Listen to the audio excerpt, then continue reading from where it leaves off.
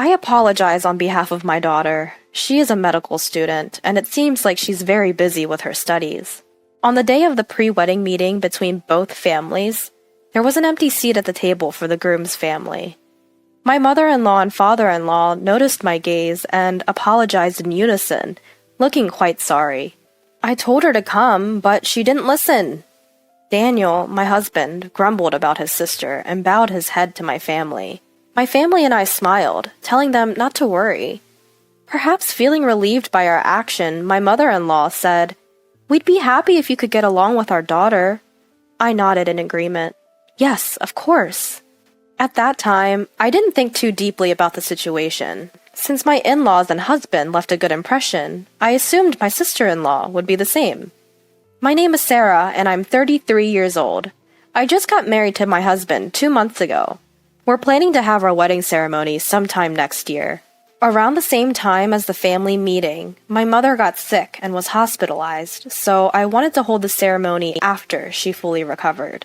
My mother has always talked about her dream of seeing me as a bride. Until then, we decided to enjoy our time as a married couple, with me being a full-time housewife. Before getting married, I was a doctor at a certain hospital. However, due to my busy life, I lost my mental and physical balance, which began to affect my work and daily life. I had patients to take care of, so I couldn't quit right away, but with the encouragement of those around me, I resigned from the hospital. Maybe a large hospital wasn't the right fit for me. While I was feeling ashamed and blaming myself for being an unworthy doctor, I met my husband, and after dating, we got married. My husband, who grew up in an ordinary family, was surprised to know that I was a doctor in the past, but he looked at me, not as a doctor, but as a person. "I'll do my best to make sure you're always smiling," he said as he worked hard every day. I put my heart into cooking and housework for my husband's sake. The reason I can live with a smile now is that my husband's presence is very important to me. Thanks to my recuperation, my health has been gradually improving, so I'm thinking of finding a job utilizing my medical license soon. However, amidst our happy life, there's one concern. It's the presence of my sister-in-law, whom I haven't met yet. According to my in-laws, she leads a busy life as a medical student.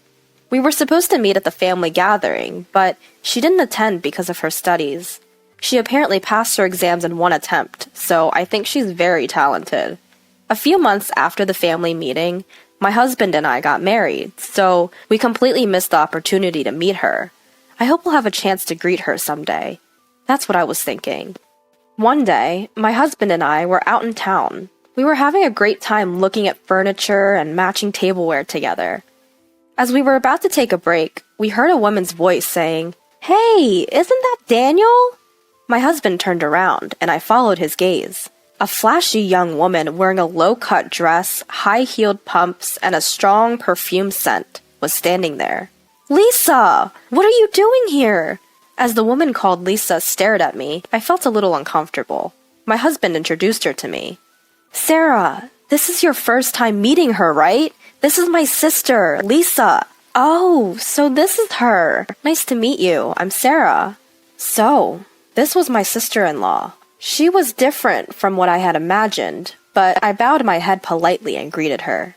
Judging people by their appearance is not right, is it? The moment I reflected on this in my mind, my sister-in-law laughed, as if to mock me. "Oh, right! You're already married! So, this is my sister-in-law, huh? My brother is handsome and has a high income, but he married such a plain older woman. What a mystery." I was taken aback by her blatantly rude remarks during our first meeting. It's true that my husband is 4 years younger than me, good-looking, and earns more than the average person since he works for a major pharmaceutical company.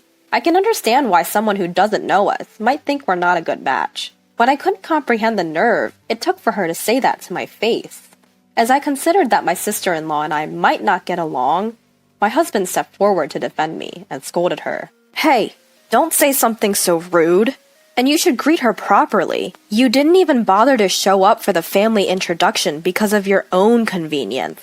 She just laughed carelessly, not seeming to care. "I had a group date, you know." "What? I thought she was too busy with school." I was shocked by her reason for not attending, but I decided to intervene to keep the peace. If I didn't, my husband might become furious, and it could lead to a fight between siblings. Come on, we got to meet today, so it's all good. Lisa, let's get along from now on, okay? She glared at me. By the way, what do you do for a living? I'm going to be a doctor in the future, so don't get too familiar with me, okay? I was taken aback by her "I'm great, I'm special" aura.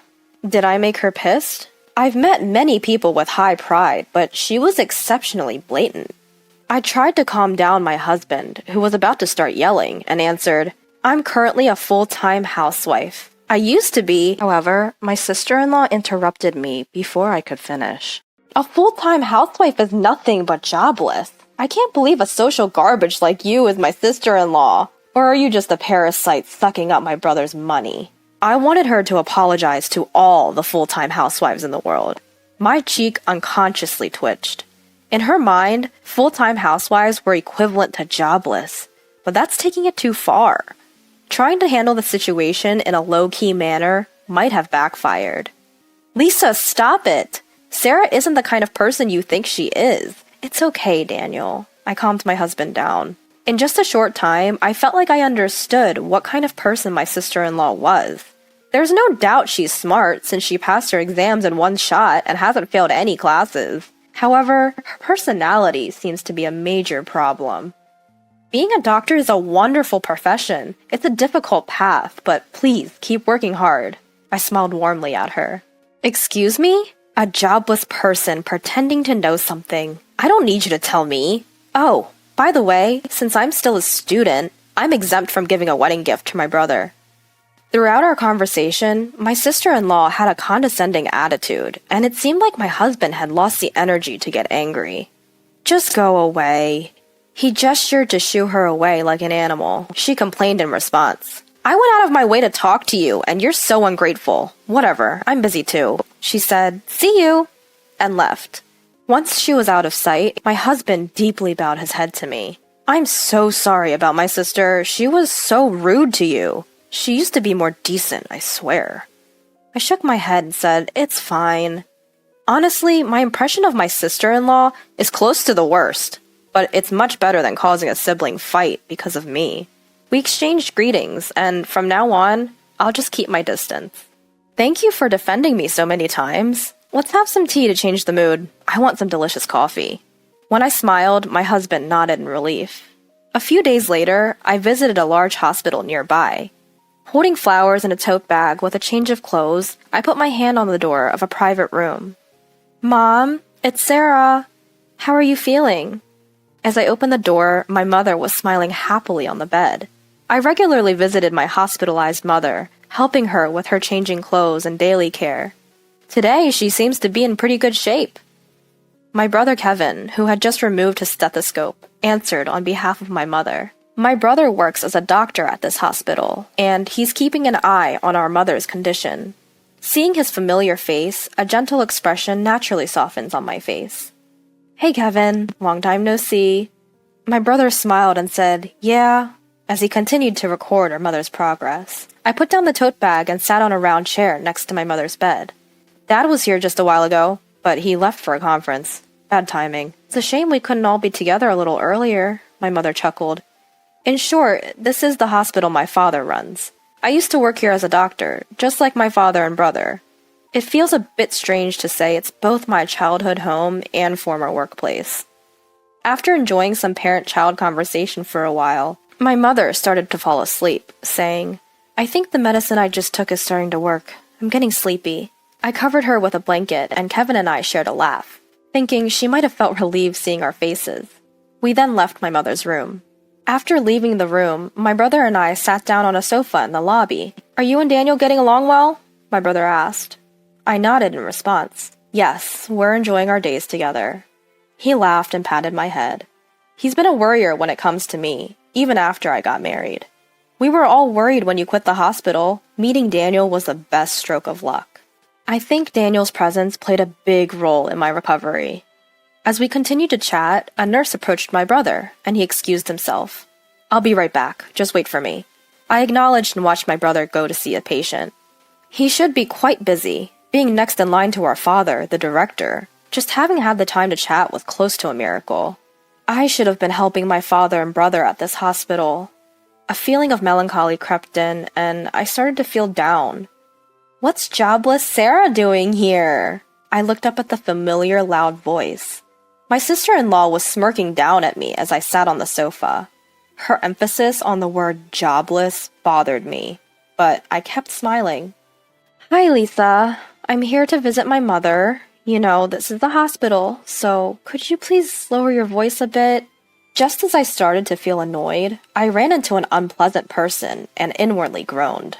She ignored my subtle warnings and continued to speak loudly as usual. Wait, your mother is in the hospital? I came here today for my internship. I had a feeling that was the case from her appearance. It's not surprising since she's a medical student at a university around here. However, I really didn't want to see her if possible. And her outfit doesn't seem right to be here. I casually glanced at her attire and couldn't help but be appalled. It wasn't as bad as the last time we met, but her makeup was flashy and her hair was loosely tied. I doubt she has much time to fix her appearance, but I wonder if she understands that. When I worked as a doctor, I wore makeup too, but I prioritized cleanliness and kept it to a level that wouldn't make patients uncomfortable. I wonder if anyone has said anything to her. As I glanced around, I saw a few medical students and doctors from this hospital behind my sister-in-law, their faces pale with confusion. Most of the doctors in this hospital are my former colleagues, and many of the medical students seem to have just learned from the other doctors that I am the daughter of the hospital director. To them, she must seem like a reckless medical student who's being rude to the director's daughter. Thinking that my sister-in-law's loud voice would be a disturbance in the hospital, I tried to suggest we move somewhere else. Lisa, could you lower your voice? It's bothering people. As if she was doing it on purpose, Lisa interrupted me with an exaggerated sigh. You, a good-for-nothing daughter, snagged a high-income guy like my brother. I bet your mother is relieved. You're probably making him pay for your mother's hospital bills, huh? Just like a trashy mother-daughter duo would. She smirked and made sure everyone around us knew just how shameful a person I was. Not only the doctors and medical students, but even the passing patients frowned at Lisa's awful words. Being called a good-for-nothing in public, and having my unrelated mother insulted, pushed me to the limits of my patience. Hey, you need to stop. This person is... One of the doctors couldn't bear it any longer and tried to intervene, but Lisa wouldn't listen. She deserves to be told off like this, she laughed carelessly. The doctor who intervened frowned at her words and said to her dismissively, "Your life is over," before leaving. She seemed to not understand the meaning of the words. My brother, who had finished his errands, returned at that moment. Seeing me and my sister-in-law facing each other and the strange atmosphere around us, my brother tilted his head. "Oh, Kevin!" Her attitude changed dramatically when my brother appeared, and I was taken aback. I never thought the phrase "play the hypocrite" would fit so well. She changed her tone of voice and approached my brother. I couldn't help but notice that even her appearance seemed to have changed. Kevin is young, talented, and quite handsome, even from her sister's biased perspective. And as the successor to our father, he is very popular. I instantly sensed that she was targeting my brother. "Sarah, did something happen?" At the sight of my brother calling me by my name, she glared at me. Kevin, are you close with this person?" She casually referred to the doctor from her internship by his first name. As I was dumbfounded, Kevin slowly distanced himself from Lisa and answered, "Well, yeah." Perhaps not finding my brother's response amusing, she persisted, "But, you know, this person is married, right? You didn't know that, did you? You should be careful, Kevin, since you're popular." Her nasal, whiny voice was annoying. It seemed that my sister-in-law misunderstood me as a rival for my brother. "I know. She's my sister, after all." At his words, she froze. "Huh? Wait, what?" I desperately held back laughter at her surprised expression. While she stood there dumbfounded, the doctor who had intervened earlier whispered something to Kevin. He must have explained the situation. My brother's expression quickly became stern. Wait, so Sarah is the daughter of the hospital director? I nodded in confirmation to the bewildered sister-in-law. Yes, I'm his daughter. I used to work here as a doctor, but I had to quit due to health issues. Now I'm recovering and temporarily being a full-time housewife, doing my best with housework. My words left her pale. I had heard from my husband that she was hoping to get a job at this hospital. She must have realized that because of her insulting words about me and my mother, which reached my brother's ears, her chances of getting hired were now slim to none. And her dreams of a wealthy marriage were dashed too. I glanced at my brother's profile and smiled bitterly in my heart. Unbelievable, he muttered under his breath. It seemed that she had never been on his radar in the first place. Although, I've heard that you are very talented as a medical student, I continued. Upon hearing my words, her shoulders trembled. I think there's a problem with someone who easily calls another person trash or makes fun of them before even becoming a doctor. Unless you realize what the problem is, you don't have the qualifications to be a doctor. Put your hand on your chest and think about it. In a tone of admonishment towards me, everyone around is nodding in agreement. She has been lectured by a person who she used to look down on, and even my admired brother is disappointed. It's been a series of humiliations, and tough for sister-in-law. However, I didn't want her to continue on as a doctor like this. I believe that doctors not only have a responsibility concerning life, but also must empathize with people's hearts. Huh? I don't get it at all. My sister-in-law couldn't bear the atmosphere and abruptly turned around, running away. Don't run in the hospital. Eek! A passing nurse scolded her, and my surprised sister-in-law tripped and fell spectacularly. Kevin and I exchanged glances and chuckled. 6 months passed. My sister-in-law, who had always been known for her bad attitude, ended up completely isolated after ridiculing me in the hospital. Her pride led her to drink heavily, resulting in a severe injury and hospitalization. Ironically, she found herself needing a doctor's help and finally seemed to understand her arrogance. I'm so ashamed. I want to apologize to Sarah. I heard from her parents that she spends her days regretting and reflecting on her actions. She decided to take a break from medical school, and after her discharge, she plans to change her ways and work hard, but she's in for a rough road. On the other hand, I secured a new job as a medical doctor at a pharmaceutical company. My work involves researching and developing drugs and verifying the safety of new medications. My father and brother asked if I'd come back to the hospital, but I want to start fresh, with a new place and a new job. My mother's health has improved, enough for her to receive home care, and she's looking forward to attending my wedding next year. Well, Mom, how about making sandwiches for us every day until you can get together $30,000? If you don't, I won't let you see Amelia anymore. Such an unreasonable demand from my eldest son turned my life upside down. Before dawn, I was making sandwiches for his family and delivering them, then heading to the care facility. Worn out from fatigue and lack of sleep, I just couldn't bring myself to cut ties with him, all because of my love for my adorable granddaughter, Amelia. But one day, a tearful Amelia revealed a shocking truth her parents had kept hidden. I can't forgive them anymore. I reached my breaking point and decided to fight back. My name is Emma. I am 72 years old. I lost my husband last year and now live alone in our family home. My husband, who was the same age as me, developed dementia in his later years. I took care of him at home for a while, but the last year was spent under the care of a facility. Because of that, I still have a connection to that facility, even after he's gone.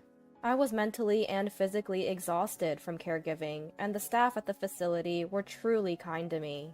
Thanks to them, I believe my husband spent his last year in peace. The facility was always short-staffed and extremely busy. After my husband passed away, I talked to the staff and decided to help out in any small way I could. I've always been good at cooking and baking, so I would make sandwiches and desserts for the staff whenever I went to the facility. Then one day, out of the blue, my eldest son and his family came to visit. It took me by surprise, but I served them tea. Mom, it's been a while. Sorry for barging in like this. We've had some issues and decided to move to this area. James, my eldest son, said while reaching for the treats on the table. He looked worn out for some reason. Natalie, my daughter-in-law, barely spoke since they arrived and kept fiddling with her cell phone. They decided to move all of a sudden? Did something happen?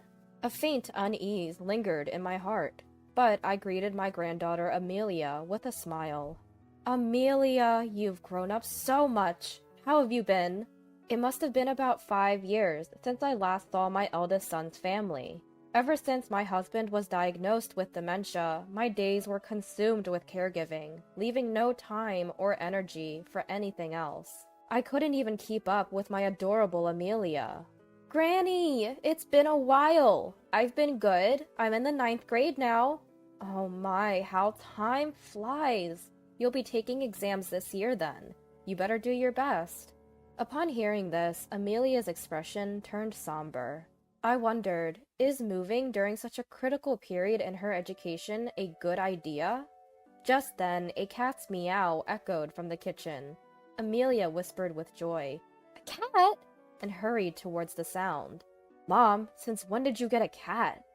No, that little kitty just pops in from time to time. I always leave the back door slightly ajar for her. Sounds risky. James was staring intently towards the kitchen. Natalie didn't lift her face from her smartphone. In Amelia's absence, I probed my son and his wife about the reasons behind their move. Their response was vague, but in essence, they moved hastily due to financial troubles stemming from a failed business venture. I then inquired about James's job. Job? Well, things have been rough. My health's been on the decline, and the doctor advised some rest. More importantly, Mom, I have a favor to ask. James was hoping for a loan. The failed business and move drained their finances, and they were nearly out of money. He needed about $5,000 for daily expenses. Honestly, I hesitated. Even though he's my eldest, lending such a large sum on the spot felt daunting. Are the two of them even thinking about their future? But no matter how much I probed, all I got was, "Just lend us the money." Despite my reservations, I took out $5,000 from my savings and handed it to James. With a smirk, James quickly pocketed the money. Well, do your best for Amelia's sake. If there's anything I can do to help, just let me know. Yeah, thanks. We're heading out now, but we'll be around often. Please keep some food ready for us. With that, James called Amelia, who was petting the cat in the kitchen, and the three of them left. As I cleared the dishes, a sense of unease about what the future held settled in. Hey Mom, it's me. I'll be coming over tonight. Have dinner and a bath ready, okay? Oh, and I've run out of the money you gave me, so I'll need a bit more. Later. Without waiting for my response, James hangs up the phone. I sigh heavily and set my mobile phone on the table. It's been 2 weeks since my eldest son's family imposed themselves on me. Since then, James has been coming over almost daily for meals and money. On weekends, his adorable daughter Amelia joins. At first, I prepared special meals and lent him a few $1,000s each time, but I've reached my limit. James claimed he couldn't work due to medical reasons, but he looked perfectly healthy to me. I couldn't understand why he was blowing through the large sums I lent him every week. That evening, fed up, I sternly confronted James and his wife when they arrived. I told them I didn't want them visiting so frequently, and to stop asking for food and money. What? You said you'd help, didn't you? Was that a lie? Predictably, James became aggressive in his words and demeanor. His wife, Natalie, silently played with her phone while eating the meal I'd prepared. There are limits, you know. Making me prepare meals every day? Asking for money every week? Enough is enough. I'll go bankrupt at this rate. Fine. I'll give up on the money for now, but instead bring me sandwiches every day. Enough for 3 meals. What? I can't do that. I've told you I volunteer at a facility every weekday morning. Then drop them off before you go. Wake up at 3 a.m. if you have to. Before I could respond, James added, "If you don't do anything for us, you won't see Amelia anymore. We'll cut ties with you." Knowing how much I adore my only granddaughter Amelia, James smirked. Honestly, I'd love to cut ties with this couple, but I worry about sweet Amelia. Let me think. I can't come up with money that easily. Then at least gather around $30,000 for now, and remember the sandwiches daily. Let's go, Natalie. From now on, we don't have to come here every day, since Mom will deliver our sandwiches. From that day on, my life dramatically changed. I would wake up before dawn to prepare sandwiches for James's family, deliver them, and then head to the facility. Exhausted and sleep-deprived, my love for Amelia stopped me from cutting ties with my son. This exhausting routine continued for about a month. Then, unexpectedly, Amelia visited alone one weekend. I greeted her with a smile, but she looked somber. "To be honest, Dad told me not to visit you anymore," Amelia confessed as she gently stroked our family cat in the kitchen. "They make you prepare sandwiches every day while they just laze around at home. I'm so sorry." "You don't need to apologize, Amelia." "Well, I am a bit worried about those two, but how's the new school? Are you keeping up with your studies?" I tried to shift the topic with a cheerful tone, but Amelia remained silent, tears streaming down her face. Caught off guard, I comforted her by rubbing her back.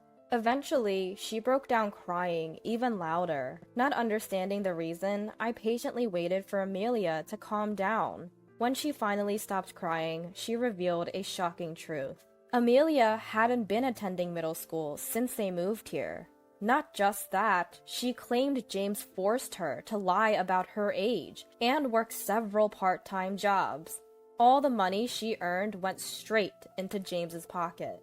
Furthermore, James took away her cell phone when they moved. One night, he suddenly said, "We're moving!" And she was forced onto a truck without even saying goodbye to her friends or teachers. James had forcefully made her promise not to tell me, her grandmother, about all this. I was dumbfounded by the shocking revelations pouring from Amelia's tear-filled eyes. It seemed as if they had moved, secretly, in the dead of night. What could have possibly happened to my eldest son and his wife? That's how it was. "Amelia, you've been struggling all this time? I'm sorry I didn't notice earlier. But thank you for telling me." "No, I should apologize. I didn't want to upset you. You know, I overheard Dad and Mom talking about you yesterday. They were planning to secretly take some sort of property deed from your place, and then pretend you have dementia to place you in a facility. I just couldn't hold it in anymore." Unable to hold back, Amelia began to cry again. I hugged her tightly. No matter what, I couldn't forgive my eldest son anymore. Until now, I endured everything for dear Amelia's sake, but I've reached my breaking point. James is clearly an adult and a parent himself. He must face the consequences of his actions. I made up my mind silently. "Amelia, you don't need to worry. Leave everything to me. Oh, by the way, where are you planning to take your school entrance exams?" I smiled at Amelia, trying to encourage her. Amelia, her eyes red from crying, looked a little comforted. "Well, I want to go to a place called Winchester Culinary School. With everything going on and lack of money, I might not even be able to apply." "Oh, the Winchester Culinary School! I know it. It's a vocational school for cooking and baking, right? The person who founded it was in the same class as your grandfather and me. It's a good school." "Really? That's amazing. I love the dishes you make. I want to make people smile with my cooking, just like you." After that, Amelia shared her dreams with me. She told me that despite her tough circumstances, she never gave up and continued studying diligently. I encouraged Amelia and made her promise to continue her studies. After seeing Amelia off, I quickly took action. First, I decided to investigate my eldest son and his wife, so I hired a private investigator. A week later, after receiving the investigation results and pondering them, I made several contacts. Once everything was in order, I called James. I have something substantial to give him. He must bring Natalie and Amelia with him. Thinking he'd finally get his hands on the big bucks, James eagerly agreed to the conditions, deciding to meet at a coffee shop over the weekend. I was seated by the coffee shop's window, engrossed in my phone, when James and his family approached. I set my phone down on the table and exchanged greetings. "Hey, give me the money already. Do you want to be cut off from us?" Immediately, James reached for the thick brown envelope by my side, filled to the brim. Pulling the envelope closer, I held on to it firmly. "If you really want, we can sever ties. But before that, I have some things to confirm with you. Only after that will I hand this over." I began by pointing out that ever since their move, they hadn't enrolled Amelia in middle school and had been making her work illegally on the side. The couple tried to brush it off, clearly eager for the money, but eventually admitted the truth. "We had no money, so we had no choice. Once we get the money, she'll quit her job and go back to middle school." Suspicious. With doubt, I continued to question why James wasn't working. "Are you truly on medical leave? Which hospital did you go to? Show me some proof, like a receipt or a health insurance card." "I don't have any." "You're not faking it, are you? Lying just because you don't want to work?" As the atmosphere grew tense, James raised his voice. "Don't say things like that! I didn't go to any hospital, but something really traumatic happened, and it's been hard." "James, can you honestly tell me what happened? If you do, I'll give you this." When I motioned to the envelope in my hand, James begrudgingly began to speak. "I get it now. When you said your business failed last time, you were actually betrayed by a business partner, a guy named Alexander. He took off with all the money I worked so hard to earn. He had control over the core know-how and equipment, so I was powerless without him." "Oh, that's what happened." "I'm the victim here. That's why I couldn't pay the rent and other bills and had to move. Now just give me that money already." With that, James snatches the envelope from my grasp. However, when he quickly opens it, instead of a wad of cash, it's filled with a bunch of bills. James stares blankly at the bills scattered across the table. "Why don't you just tell the truth for once?" Feeling let down by my eldest son's persistence in lying, I reveal the facts I've gathered. As the business started to profit, he got deep into the sex industry, accumulating massive debt. To cover it, he deceived his business partner, took all the earnings, and even got involved with payday lenders. Then he moved away secretly in the middle of the night. Do you have any idea how hard it was for Amelia?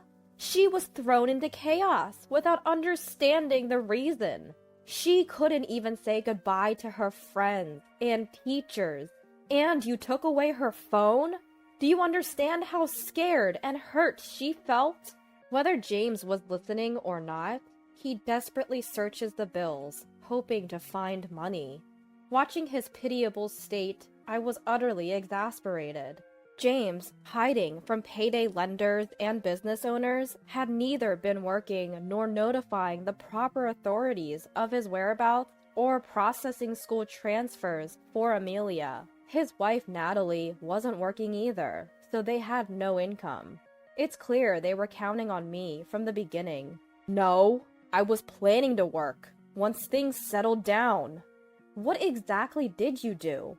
All you've done is demand money and meals from me and force Amelia to work, right? Natalie is always on her phone, not working at all. Also, I know you've been sneaking into my house while I'm gone. That's breaking and entering. A serious crime, you know. I always leave the back door open for the neighborhood cats. Knowing this, James had been repeatedly breaking into my house whenever I was away. The day Amelia told me about James and Natalie, I remembered I had a pet camera I'd won in a raffle.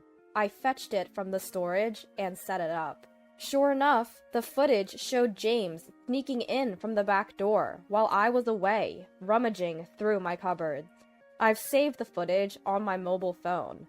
So, after getting hold of the deeds to my house and land, you planned to make it seem like I'd lost my mind, put me in a facility, and then snatch everything away. You moved here with that intent from the beginning, didn't you?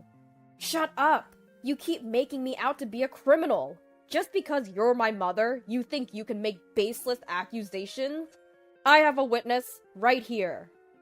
Suddenly, an intimidating male voice sounded from behind.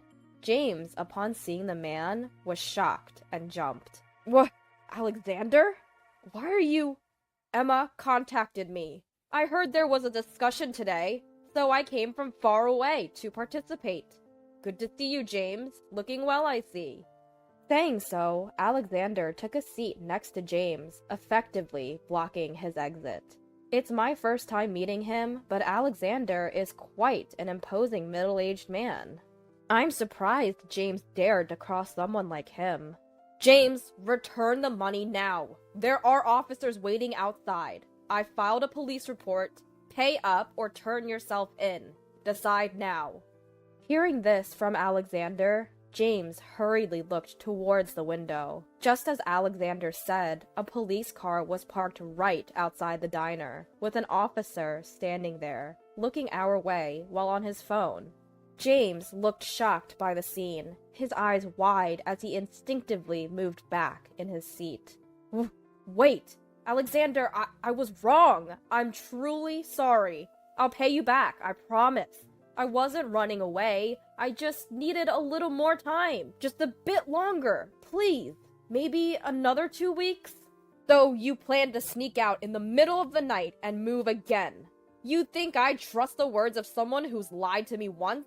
I'll ask one more time. Will you return the $30,000 you stole from me now, or will you go to the officer outside? Which is it? Finally, he'd be arrested. A tangible, profound fear overtook James, sweat forming on his brow. Trembling, James just stared at the table silently for a moment. Eventually, James's bloodshot eyes slowly turned to face me. Hey, Mom, are you okay with this? If I get arrested, Amelia will be the daughter of a criminal. Your meddling has ruined your sweet granddaughter's life.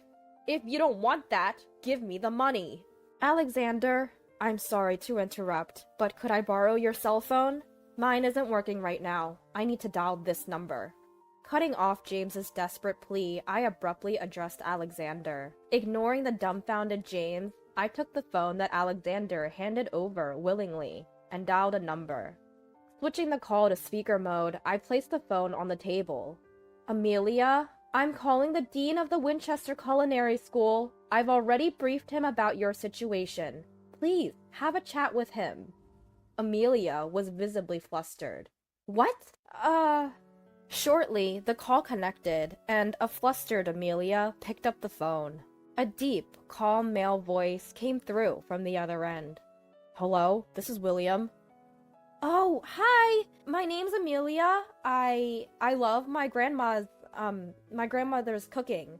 And I want to be able to make dishes that bring joy to people too. I want to join the Winchester Culinary School. It was a call with the dean of the prestigious Winchester Culinary School. Amelia, filled with nervous excitement, tried her best to convey her feelings. Dean William listened intently, occasionally nodding and giving encouraging murmurs.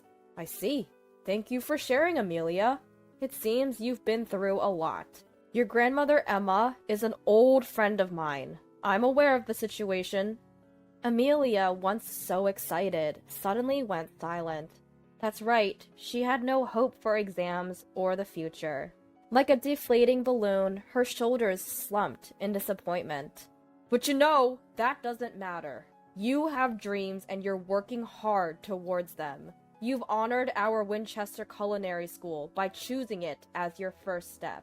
We give everyone an equal chance and support all students, no matter their background. Come, take the test with integrity. We'll be waiting. The call ended. I thanked him and handed the mobile phone back to Alexander. Yes, Amelia will be fine now. I can turn myself in without any worries. James's face went blank, and he froze. For those who might not know, the Winchester Culinary School is where Amelia wants to study. It's a professional cooking school. Despite the challenges from her clueless parents, nothing will hold her back. Amelia looked at her father. Her cheeks were still flushed from the tension of the call, but her eyes sparkled. James looked deflated, avoiding eye contact, clearly embarrassed. Prompted by Alexander, James exited the diner. The officer put away his phone and started talking to James. It's disheartening to see your child in police custody, but I want James to take full responsibility for his actions. I picked up the mobile phone left on the table. I had previously consulted with the officer and had him on the line during our conversation. With everything recorded, even James can't escape this time. And one more thing. I turned to Natalie. Throughout the confrontation with James, she seemed disinterested, constantly fiddling with her phone. Natalie, James is with the officer. What will you do? She only briefly met my gaze. Huh? I don't care about that man. I'm divorcing him soon anyway. Amelia looked shocked and turned to her mother. Wait, what about Amelia? Your marital issues are yours, but you need to consider Amelia. I've made up my mind about what I want. I'm tired of his wasteful spending. I just want to live on my terms now. Tears quickly filled Amelia's eyes. With a father like James and now her mother, how much more hurt would they inflict on their daughter? I felt more disheartened than angry and sighed deeply. Later, a resigned James confessed all his crimes at the police station and is still being interrogated. He owed $50,000 from the sex industry, took $30,000 from his former business partner Alexander, and borrowed $20,000 from payday lenders. The total amount he siphoned from me was around $20,000. Of course, both Alexander and I intend to claim every penny. As his mother, it's heartbreaking. I hope this serves as a lesson for him to deeply reflect and atone for his sins. Natalie, being James's ex-wife, was also interrogated. During this, it was discovered she had been scammed. This was a romance scam, where you get sweet-talked by someone you meet on social media, and after establishing a romantic relationship, they skillfully swindle large amounts of money. The person Natalie had been communicating with on her mobile phone claimed to be a super famous, handsome actor. One day, she received a personal direct message just for her and was passionately pursued. Natalie fell head over heels. She kept sending money, doing whatever he asked. Of course, this was an imposter, pretending to be the actor. This case mirrored numerous others reported to the police. Realizing she'd been deceived, Natalie was utterly devastated. Since she had already divorced James, she had no one to turn to and had lost her means of livelihood. After that, I decided to live with Amelia. I sold my house and land and moved to an apartment near Winchester Culinary School. The house and land, located in a prime urban area, had a huge asset value, fetching me several $1,000,000.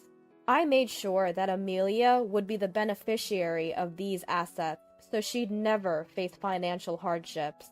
We moved in the middle of the night, as if sneaking away.